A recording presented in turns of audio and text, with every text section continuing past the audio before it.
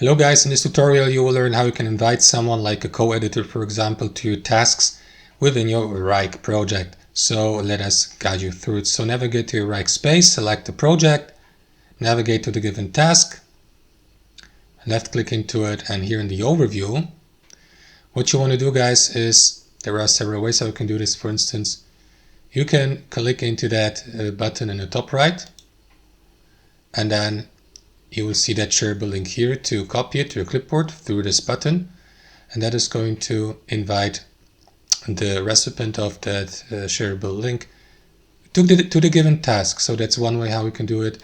You can also assign someone from your workspace by clicking into assignee here and choose the given user from that list if he or she is already within your workspace. Or number 3, you may invite someone by email by clicking into this button, and then, for example, enter the recipient's email address here, choose the user type, and then send the invitation here at the bottom, plus an invitation message if you like. So guys, that's how it works guys. Thanks for watching, and I'll see you next time.